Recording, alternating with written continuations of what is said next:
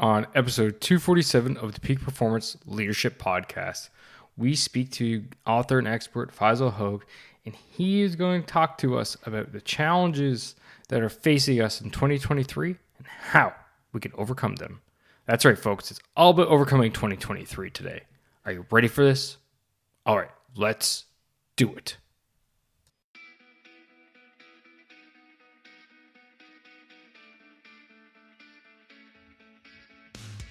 Welcome one, welcome all to the Peak Performance Leadership Podcast, a weekly podcast series dedicated to helping you hit peak performance across the three domains of leadership. Those being leading yourself, leading your team, and leading your organization. This podcast couples my 20 years of military experience as a senior Canadian Army officer with world-class guests to bring you the most complete podcast of leadership going. And for more, feel free to check out our website at movingforwardleadership.com. And with that, let's get to the show.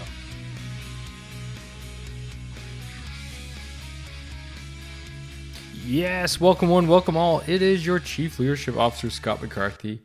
And thanks for tuning in today's episode where we're going to be knocking out of park, talking about 2023, and making sure that you're set up for success, right?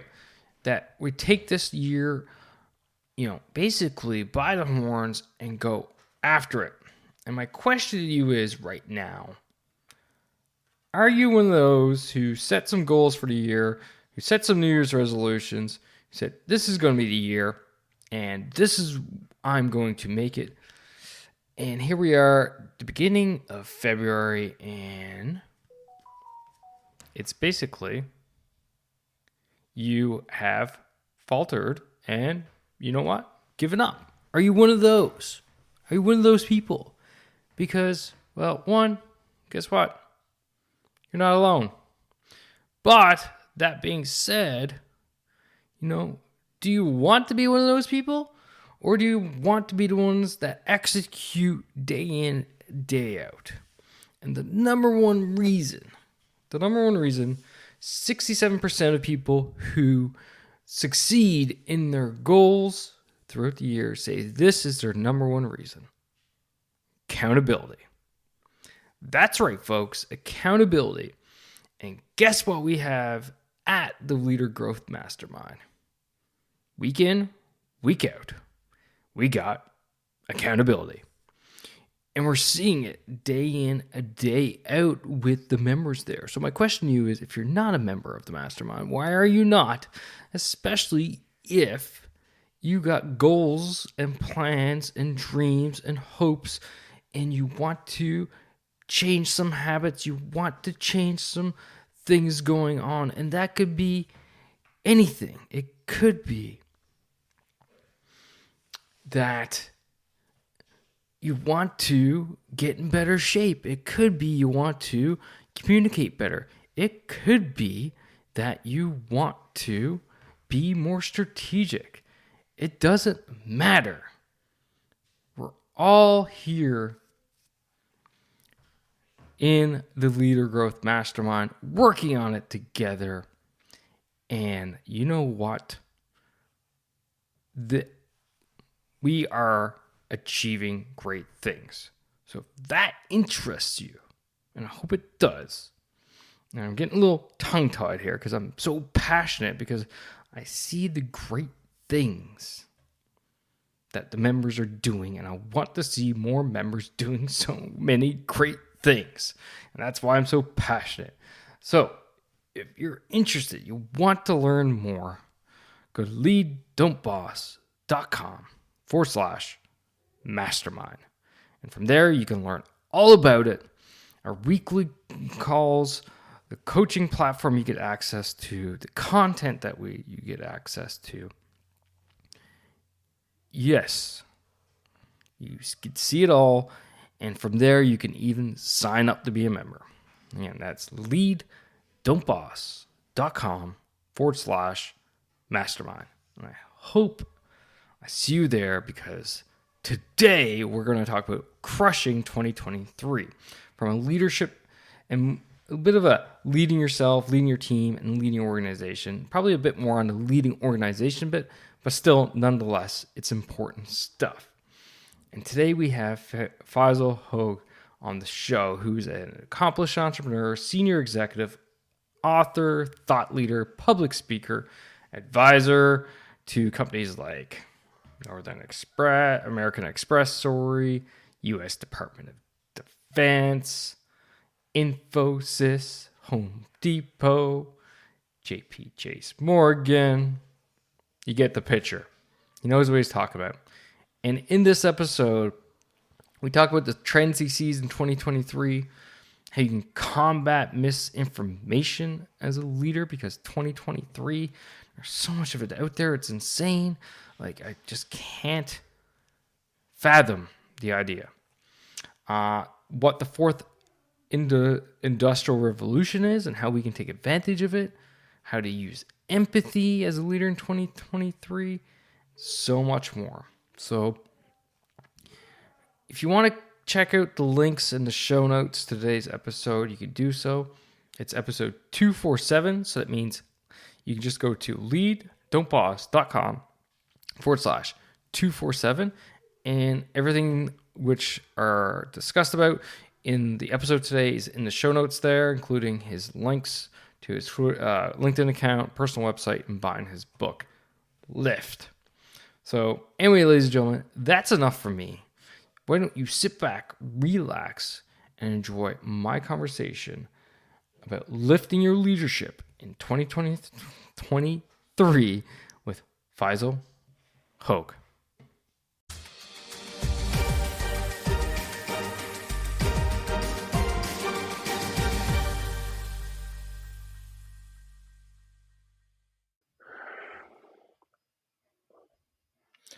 Faisal, sir, welcome to the show. It's so good to have you here today. Thanks for having me, Scott. So here we are. It's 2023, the beginning of it. And I'd like to get your perspective on where we're at now. And you, as an author, as a leadership development expert, where do you see us going in the future for the next year or so? What are your thoughts there? Look, I mean, as we know, world has gone through a tremendous set of changes in last 3 to 5 years, starting with pandemic, then the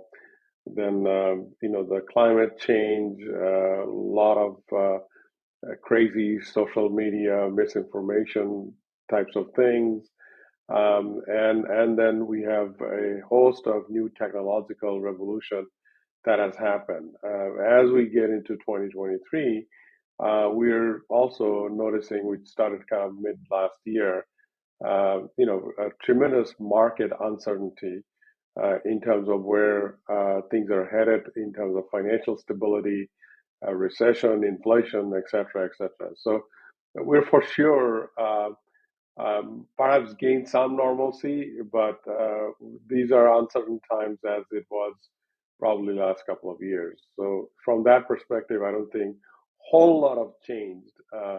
If anything, it's people are more fatigued than ever. No, I agree with that last statement. People are definitely fatigued more than ever. I think people are fatigued over COVID. I think people are fatigued over the constant change. You brought up an interesting one, misinformation, which I definitely would like to get your thoughts on in a minute.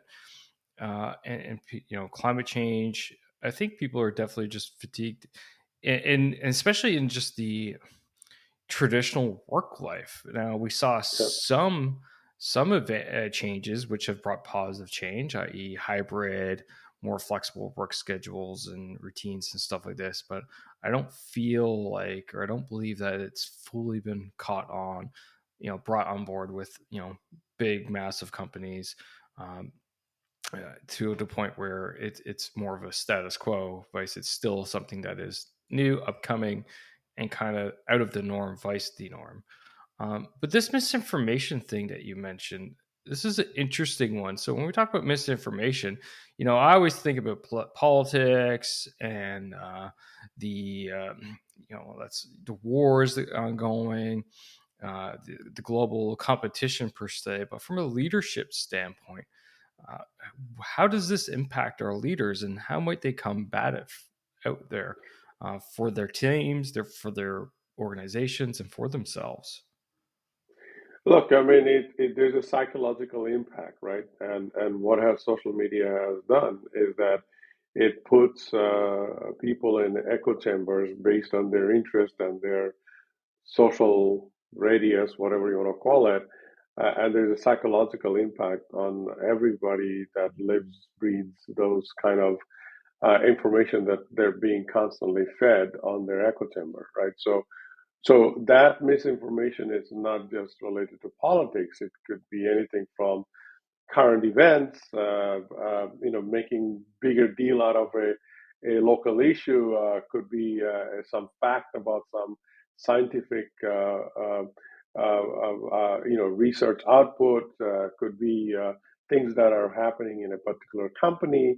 Um, think about all the travel havoc that we have had in the last few months while we're trying to get from places to places over the holiday season. So it has a wide range of things, and it's very difficult to really get to the bottom of what is true and what's not true, and what's really going on from all perspective. And now take it one step farther. Think about it. You're a researcher, and like I do a lot of research for my writing and for running my companies and whatnot. It's also very difficult to get accurate information. You don't know what's real and what's not real. I mean, look at the market. The market goes up and down based on misinformation about a particular company or particular market trend and whatnot, right? So it's a very difficult to navigate that as an individual, but it's obviously very difficult to navigate that as a leader when you're trying to lead a whole bunch of people that works for you, follows you, you're influencing them one way or another, or you are trying to promote and push out your offering to the marketplace, right? So there's a wider variety of element that plays a role, and touched a little bit on technological advancement, which we're really in the fourth industrial revolution in terms of technology, where all kind of different technology has converged. We're not just talking about information technology, but you look at manufacturing technology, information technology, biological technology. Everything is converging in one place, right? So it's getting very complicated to lead, um, make a living in context of those kind of technology and staying abreast of it and kind of move forward. So it's complicated. It's this term VUCA. I'm sure your audience knows this. Vulnerability, uncertainty. That's basically the world of VUCA. I mean, it's exponentially grown. It hasn't. We work on a non-stop uncertainty. That's what it really boils down to. Yeah, VUCA is definitely a solid term to use in this day and age. And for the audience, if you're not familiar with the term, we do use it a lot. And the first time we actually heard that term on this podcast was with former Navy SEAL Commander Mark Devine. And VUCA stands for VUCA, so volatile, ambiguous, complex, and I always forget the A. Anyway, I'll get back to you on that one. But it is a solid term to use. Or sorry, volatile, uncertain, complex, and ambiguous. There we go. Okay. Yeah. Yeah, there we go. Anyway, so it is definitely a term to use for this day and age, and your points on misinformation are very interesting to me because what I hear there is, there's a lack of trust. You have to do a lot more, background checking of information. You have to dive into deeper, right? And that to me, it just signals a lack, a requirement for a lack of trust, which I often talk about as a cornerstone of leadership. And when you're leading teams and your organization, you have to trust it. You have to trust that the team and the organization are doing the right things and they're there for the right reasons. But at the same time, when you're hiring people, how easy this day and age, we've even seen like qualifications, diplomas, get forged. So that's a form of misinformation. The padding of resumes, people getting better at just kind of pumping themselves up, making them look better than what they are, and that's just from an individual standpoint. You went in deeper, obviously, with the markets and the world situation, and how large misinformation is there, which it's so true. Now, you brought up the fourth technological revolution a couple times there, and I'd like to dive into that a bit and Sure. get a better understanding. What are you exactly? What do you mean? What impacts does it have for the leaders out there right now who are leading teams and anywhere from small, mid to even large companies? And how can they take advantage of this so that they can Sure. effectively lead better? So, I mean, in a simplest term, if you look at, I mean, there's third industrial revolution, fourth industrial revolution, second and first. So we gone from, the last revolution we went through, that was kind of an information revolution where we had accessibility to information and a lot of basic, information distribution mechanism got in place, aka internet and that sort of a thing. Now, what we're seeing is that we are highly, the automation is getting intelligent because of artificial intelligence and machine learning and that sort of a thing. But we're also seeing, robotics, where shop floors are getting automated. But we're also seeing that in medical field where you see this robotic surgery and AI-driven surgery and that sort of a thing. So a lot of the technology is kind of all coming together. It's no longer, this is information technology and this is robotics and this is artificial intelligence and this is biological technology and mechanical technology. They're all converging in one place. I mean, look at the cars you drive or the phones you use or when you go to a doctor's office and when you're going through certain sophisticated tests, they're all kind of coming together. So what's the impact of that? The impact is that skill workforce are going to be dramatically changed and changing, right? Because the things that used to be mundane work is getting automated. You have a better way of making decision because now the information you can access is a lot faster than you could previously. Like for example, if you look at a patient care, right? I mean, the amount of data you can gather on a particular patient and diagnosis of a patient is a lot faster and a lot better. The way you're manufacturing cars or the way you're manufacturing products are much better. But that also has an impact on workforce because the workforce is no longer required to do many of the mundane work. So it's basically creating a situation where people are forced to learn new skills, and as a leader you have to be able to leverage those technology but also maybe bring up this skill force or the workforce skill set at a different level than what it used to be. It's a both of a leadership responsibility, but also it's a individual leadership, but individual responsibility. But it's an opportunity because you could produce, you could reach out, you could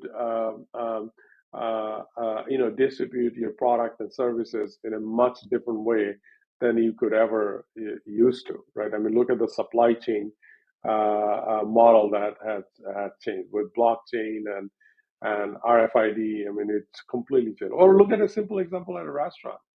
Because of pandemic, we introduced this whole notion of QRP code, and you read the QRP code, comes up the menu, and look at the menu. I mean, we kind of started that and ordering food so that somebody delivers it, but now it's in the restaurant, right? I mean, less and less people are, more and more people are now not even producing a physical menu. You have a QRP code that you look it up and etc. So the whole behavioral pattern of social behavior pattern, interaction pattern, the way you work, where you live has changed. So that obviously changes the way we lead and produce. So one of the things we covered in Lift is that that so while these are going on, the humanistic skill sets, the humanities skill set that focus on mindfulness and empathy and transformational leadership capability to inspire and influence has also dramatically being impacted because in order to lead, now we have to have much more empathetic way of understanding what other people needs and what other people wants to do. You mentioned a little bit about remote work versus hybrid work. That a leader's notion of leading that workforce comes from empathy because you have to understand where people are coming from, right? So all that has dramatically changed, and the old style of command control leadership is really doesn't work. You're going to because people have a lot more options than they used to have.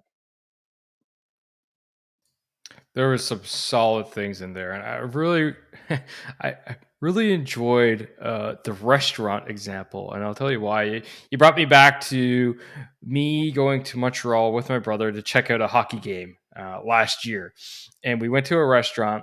And you're exactly right. The menu was a QR code, but not only was the menu a QR code, there was also a way for us to settle our bill right there from our table from Yeah. our phones, which was amazing experience for me as a customer because I sat down, I checked the menu, the waitress came over, took our orders immediately, and then once we were done, I was able to pay. And I'll tell you, as a customer of a restaurant, the most frustrating part I have is when I'm done and I'm just waiting to leave, but I'm stuck there because I haven't paid yet, and the waitress or waiters are too busy to come over and check on in on us.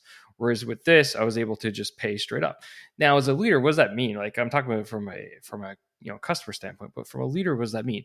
It means now you're spending less on menus because you're not producing them physically. So whenever you get a menu change, you don't need to produce 50 to 100 menus anymore, which is a Right. cost. You can Right. play, you can actually give your head cook the leeway to play with his menu more because Yeah. it's not going to cost you a couple $1,000s every time he changes a single item on the menu. So Right. now you're giving them more flexibility to do so because all you're doing is going in and editing a web page, which literally takes 30 seconds. And Right. now you're right. It's less stress on the servers because they're doing less. They're not lugging around menus. They're not paying. They're not processing payments if they don't have to, so on and so forth. So overall, this is a heck of a lot more efficient, but it's actually more effective. It enables people to use their abilities more. I.e., the chef. It places less stress on your serving staff, and then you get a better customer experience. That's if you look at it from the positive standpoint. Now, do people look at it from the negative standpoint? Well, I'm getting less customer service. I'm paying for less because I'm not talking to an individual, person. Well, if you look at it that way, sure, but that's how you look at it. You got to look for the positives, and to me, the positives in that specific example outweigh the negatives. And for the listener out there, your job as a leader is to look for those positives and push hard on those positives while mitigating the negatives. Yeah. I mean, look, let's unpack a little bit on this example since we're talking about it. But think about, let's say you are the restaurant owner or you're the executive chef who owns the restaurant. Your role has gotten so much more complicated than just knowing how to cook and how to come up with a great menu because you just automated a whole bunch of stuff in your restaurant, right? Not to mention that even the way you're getting the customer, you have to promote yourself on social media. You have to know the process in terms of how long does it take to get the order because now the order cycle is a lot faster, and the people's patience level is a lot less. So you have to kind of think through the process technology and people element of it. And that requires a different kind of a skill and leadership trait as a business owner, although you may be a chef who owns you think you're a chef and you're an artist, but don't forget about the fact that You are a business owner who has to make that thing profitable and give that customer experience that you talk about, that brings the customer back over and over again, right? So it's a whole different way of thinking, and you can't think traditional way that I'm going to go to a culinary school, and I'm just using that as an example, and I'm going to learn how to cook, and that's where it ends. That's actually just begins.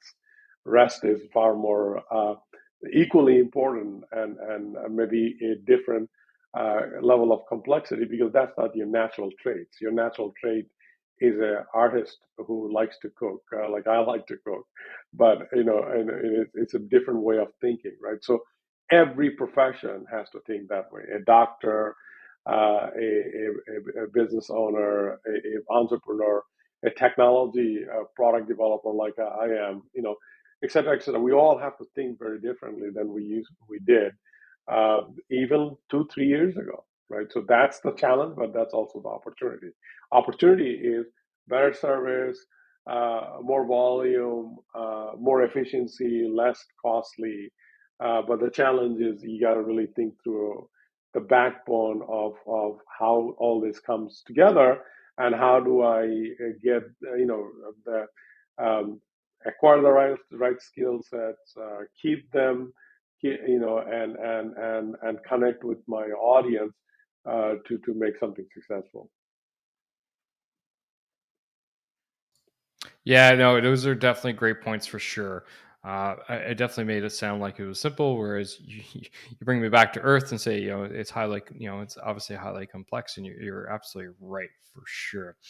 And with that though, you mentioned something earlier, and that was empathy and emotional intelligence and being an empathetic leader, and how the old style of chain of command directive leadership is going to the wayside. I'd like to get your thoughts to a bit deeper on that. How might leaders best be empathetic towards their people while still getting the results that they desire? Because what we hear is, oh, empathetic leaders are soft, and it's nice, except for when the rubber meets the road, and then the organization doesn't necessarily get the results that they're looking for. I don't necessarily buy into that fully. I believe that there is a time and place for empathy. I also believe that there's a time and place for more directive style. So I'd like to hear your thoughts on all that, and how might leaders best employ empathy in the workplace today. So I'm going to come back to that in a second, but let's tackle the question of are these two concepts of leadership and empathy-driven leadership and performance, are these two separate things, and how do you really measure performance? So let's not confuse measuring performance and holding people accountable with inspiring and influencing them by understanding where they're coming from and how to really move them forward, right? So there is no substitute for process and measurement. That even the restaurant example that we just talked about, it falls apart if you cannot measure the performance and process improvement, right? So that's there. The empathy and mindfulness, or whatever the emotional intelligence, which we talked ad nauseum. I've done a lot of research around the topic. It's a conscious practice, because if you think about individual, we are all very much self-preserving species, where we want to protect ourselves first and then others. So we always think about ourselves. So it takes a conscious practice to think about where the other person is coming from and where their difficulties are, and creating an environment where they can shine. Not just how can I be successful. You can be successful as a leader if your people are not producing and they're not successful. So, for example, think about this whole debate about full time at office, or some hybrid or whatever. I mean, I believe this, and I know this because I have a global remote team all over the world. And I had this environment, I don't know, last 20 years. So I don't have this debate about does everybody needs to be sitting next to me to be productive. But I mean, think about when you give the flexibility, when his father has to take care of a child, or mother has to take care of, their child, or you have an aging parent that needs to be taken care of. If you can do that, you're as a worker, I'm much more settled to focus on my work, and as a leader, I have to understand that's the need my particular resource has, and I want to give him or her the ability to fulfill that. So it takes a conscious effort to connect with people to understand what their difficulties are. That is the practice of empathy. That is the practice of emotional intelligence, right? Not just I need this by tomorrow morning, get it on my desk tomorrow morning. Ain't gonna happen just because you barked out that order. It's gonna happen only that person is motivated. And even if you get that output, it's not gonna be the same quality because that person really doesn't care. People cares more if you care about them. It's so basic, so simple, right? But we often forget that, and but it does require conscious effort because we also have to say, okay, well, how does that relate to performance, and how does that relate to output that is going to be meaningful, right? So there's a correlation and causation for each one of them, and as a leader, these are the things you have to think through. And I mean, you talked about even the restaurant example. I mean, that's an example of the owner being empathetic to the customer. That customer doesn't have the time, and the customer needs the best experience, and they want to be out of there with a great experience. Right? Even that solution is driven by empathy towards the customer experience, right? So you can look at empathy and emotional intelligence at a much broader context versus do I care about another person, like this conversation you and I are having right now. A reflection of mindfulness and empathy is that this is the most important conversation we could have right at this moment, right? So if we're going to have the conversation, we need to give full attention to it, be at present and be at the moment, right? So if you're not, then we're not going to have a good quality conversation, right? So it goes much broader, and it does require a pretty conscious practice for everybody involved, to do that, because it doesn't necessarily always come naturally, because we are very much distracted with all kind of stuff that is going on in our personal situation and personal lives. I really love how you clarified those different aspects, because I do find that they do get misconstrued out there, and people do see, do believe that they're kind of linked, whereas, as you said, they're not. They're two different things. And I really enjoyed the part where you said, you can be empathetic yet still hold people account for the performance and so on and so forth. So a lot of good points. I host a couple different communities, which are linked to this show. Obviously, first is a mastermind community for people who are looking to develop their leadership skills, where we meet weekly. And then the other one I host is a free community for anyone and everyone, and that one's hosted on Facebook. And I throw questions out from time to time, or look for people's input. And I was looking for audience's input on podcast episodes for 2023, and someone came to with the topic of how to keep people from bringing their home issues to work, which I thought was an interesting one, and you kind of brought that out to me. So I'd like to get your input on that, because of everything you just said regarding empathy and being an empathetic leader, yet still um, looking for results and demanding accountability. So what are your thoughts there? Separation of home and work and home. Should the two never touch? Can the two never touch? And how, as a leader, we might help our members balance that. Look, first, it is not, should those two things never touch is not a practicality, because we're human being with many different roles, and whatever happens at home, it impacts our work, and whatever impact we have at work, it impacts our home life. So as a leader, it's our job to make sure that the people who are working with us and for us are has at least the confidence to say, I'm having a bad day. That doesn't mean that I sit with that particular person and spend half a day listening to all the things that are going on, from their dog is sick and child is not doing well in school, and is having issues with her their aging parents, and et cetera, right?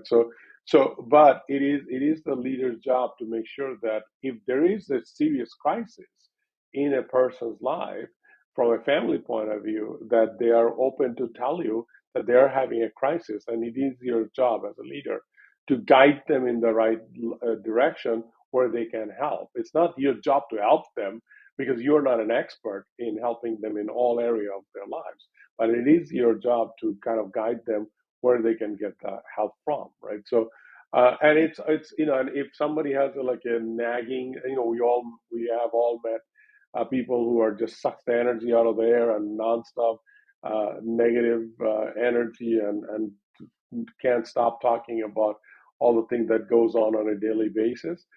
But I mean, it is also your job to kind of coach them not to do that, because you have to tell them what's the impact of their negativity and their nonstop issues that they bring to the work, not just on them, but also the people they're working with, right? So there's a fine balance, and as an individual, it's our job to kind of focus when we're working, we're working. When we're dealing with our home issues, dealing with home issues. And look, mental illness is a big part of all part of it has turned into a global pandemic.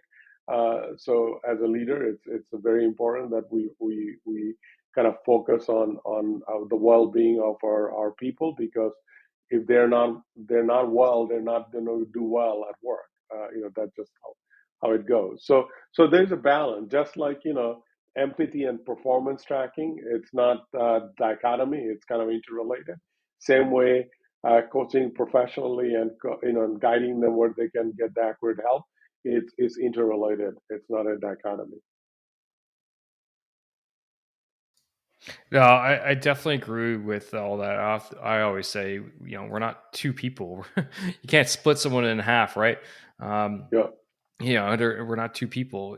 Work will bleed into home, and just as much as home will bleed into work. But how do we manage that? How do we manage it? How do we enable it to the point where the person feels like they are supported and taken care of, etc.?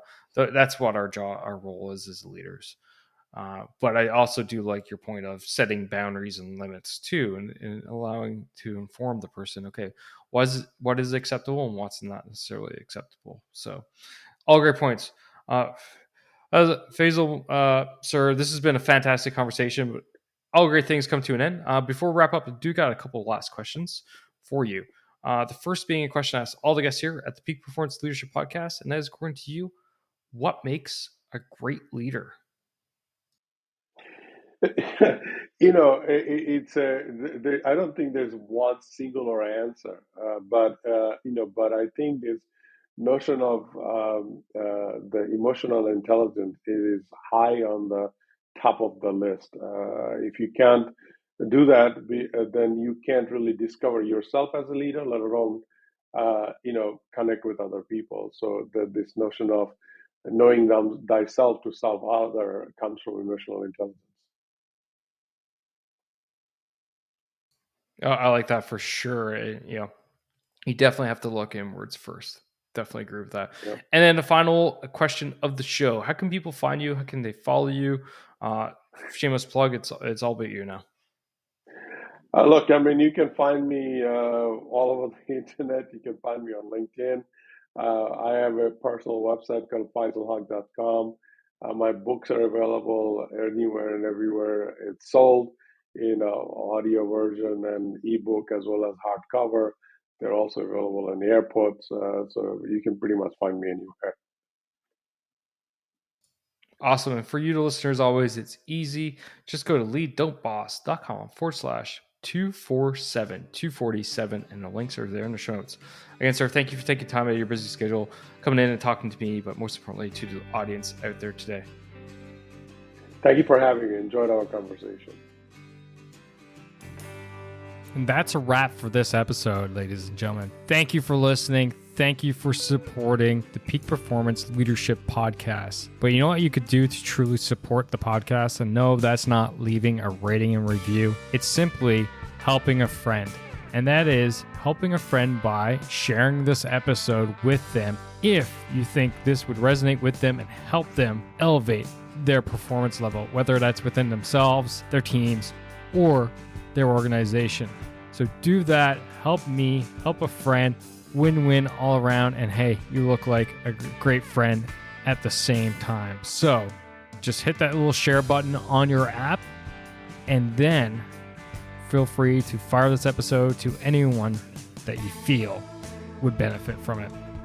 Finally, there's always more. There's always more lessons around being the highest performing leader that you can possibly be, whether that's for yourself, your team, or your organization. So why don't you subscribe? Subscribe to the show via movingforwardleadership.com/subscribe. And until next time, lead, don't boss, and thanks for coming out. Take care now.